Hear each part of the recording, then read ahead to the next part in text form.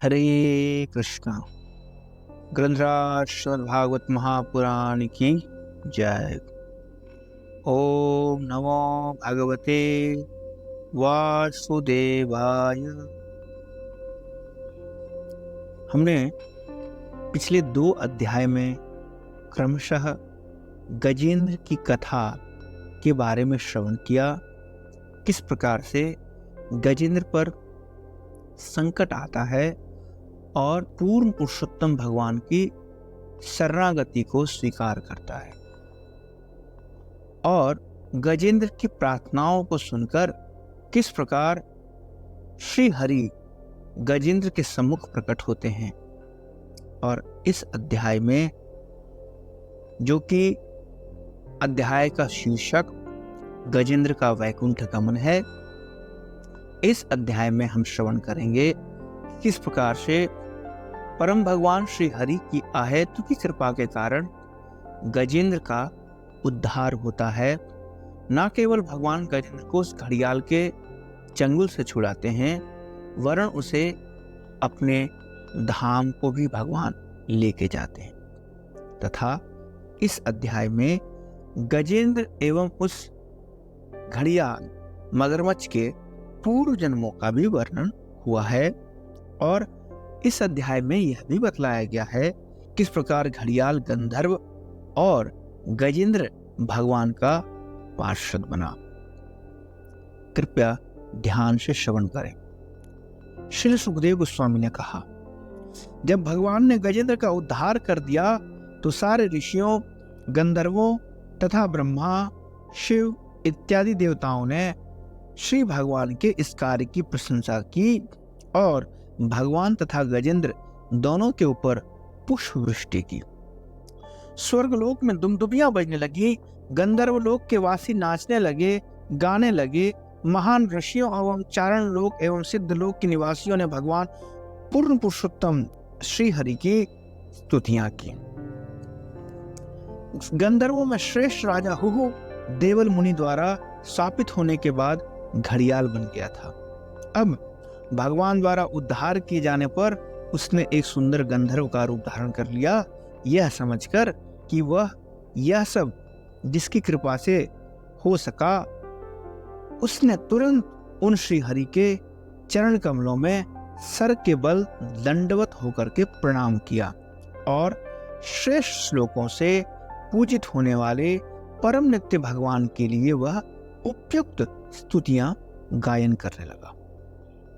भगवान की अहेतु की कृपा से अपने पूर्व रूप को पाकर राजा हुहु ने भगवान की प्रदक्षिणा की, उन्हें नमस्कार किया।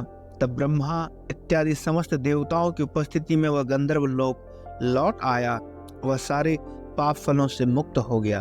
क्योंकि भगवान ने गजेंद्र का अपने कर कमलों से प्रत्यक्ष स्पर्श किया था, अतएव वह समस्त भौतिक अज्ञान तथा बंधन से तुरंत मुक्त हो गया। इस प्रकार उसे सारूप्य मुक्ति प्राप्त हुई, जिसे उसे भगवान के ही सदृश शारीरिक स्वरूप प्राप्त हुआ। वह पीत वस्त्र धारण किए एवं 4 भुजाओं वाला बन गया। यह गजेंद्र पहले वैष्णव था और द्रविड़ दक्षिण भारत प्रांत के पांड्य नामक देश का राजा था। अपने पूर्व जन्म में वह इंद्रदुम्न महाराज कहलाता था। इंद्रदुम्न महाराज ने अपने गृहस्थ जीवन से वैराग्य ले लिया था और मलय पर्वत चला गया, जहां उसका आश्रम एक छोटी सी कुटिया के रूप में था। उसके सिर पर जटाएं थी, वह सदैव तपस्या में लीन रहता। एक बार वह मौन व्रत धारण किए भगवान की पूजा में तल्लीन था और भगवत प्रेम के आनंद में डूबा हुआ था।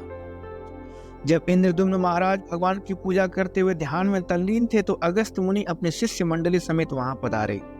जब मुनि ने देखा कि राजा इंद्रदुम्न एकांत स्थान में बैठकर मौन साधे हैं और उनके स्वागत के शिष्टाचार का पालन नहीं कर रहे हैं, तो वे अत्यंत क्रोधित हो उठे। तब अगस्त मुनि ने राजा को यह श्राप दे डाला कि इंद्रदुम्न तनिक भी भद्र नहीं है। नीच अशिक्षित होने के कारण इसने ब्राह्मणों का अपमान किया है। अतएव यह अंधकार प्रदेश में प्रवेश करे और आलसी मूक हाथी का शरीर ग्रहण करे। श्री सुखदेव गोस्वामी इस प्रकार आगे कहते हैं, हे राजन, अगस्त मुनि राजा इंद्रदुम्न को इस तरह साप देने के बाद अपने शिष्यों समेत उस स्थान से चले गए। चूंकि राजा भक्त था, अतएव उसने अगस्त मुनि के श्राप का स्वागत किया। क्योंकि भगवान की ऐसी ही इच्छा थी, अतएव अगले जन्म में हाथी का शरीर प्राप्त करने पर भी वह भगवान की भक्ति के कारण उसे स्मरण रहा। भगवान की पूजा और स्तुति किस तरह से की जाती है।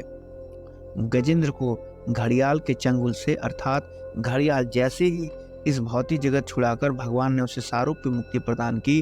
भगवान के अद्भुत दिव्य कार्यकलापों का यश बखान करने वाले गंधर्वों, सिद्धों, अन्य देवताओं की उपस्थिति में भगवान अपने वाहन गरुड़ की पीठ पर बैठकर अपने अद्भुत धाम को लौट गए और गजेंद्र को भी अपने साथ लेते चले गए। हे राजा परीक्षित, अब मैंने तुमसे कृष्ण की अद्भुत शक्ति का वर्णन कर दिया है, जिसे भगवान ने गजेंद्र का उद्धार करके प्रदर्शित किया। हे कुरुश्रेष्ठ, जो लोग इस कथा को सुनते हैं वे उच्च लोकों में जाने के योग्य बनते हैं। इस कथा के श्रवण मात्र से वे भक्त के रूप में ख्याति अर्जित करते हैं और कलयुग के कलमश से अप्रभावित रहते हैं और कभी भी दुस्वप्न नहीं देखते। अतएव जो लोग अपना कल्याण चाहते हैं, विशेष रूप से ब्राह्मण, क्षत्रिय, वैश्य और इनसे भी मुख्यतः ब्राह्मण, वैष्णव, इन्हें प्रातः काल बिस्तर से उठकर अपने दुष्स्वप्नों के कष्टों का प्रतिकार करने के लिए इस कथा का बिना विचलित हुए यथारूप पाठ करना चाहिए। हे कुरुश्रेष्ठ, इस प्रकार हर एक के परमात्मा अर्थात पूर्ण पुरुषोत्तम भगवान ने प्रसन्न होकर सबों के समक्ष गजेंद्र को संबोधित किया और उन्होंने निम्नलिखित आशीर्वाद वचन कहे। पूर्ण पुरुषोत्तम भगवान ने कहा, समस्त पाप पूर्ण कर्मों के फलों से ऐसे व्यक्ति मुक्त हो जाते हैं जो रात्रि बीतने पर प्रातः काल ही जग जाते हैं और अत्यंत आदर पूर्वक, ध्यान पूर्वक अपने मन को मेरे रूप, तुम्हारे रूप, इस सरोवर, इस पर्वत, कंदराओं, उपवन, बेंत के वृक्षों, बांस के वृक्षों, कल्पतरु, मेरे, ब्रह्मा शिव के निवास स्थान, स्वर्ण, चांदी और लोहे से बनी हुई त्रिकुट पर्वत की 3 चोटियों, मेरे सुहावने धाम, क्षीर सागर, आध्यात्मिक किरणों से नित्य चमचमाते श्वेत द्वीप, मेरे चिन्ह श्रीवत्स, कौस्तुभमणि, मेरी वैजयंती माला, मेरी कौमुदकी गदा, मेरे सुदर्शन चक्र, मेरे 5 जन्य शंख, मेरे वाहन पक्षीराज गरुड़, मेरी सैया शेषनाग, मेरी शक्ति का अंश लक्ष्मी जी, ब्रह्मा, नारद, मुनि, शिवजी, प्रहलाद, मेरे सारे अवतारों यथा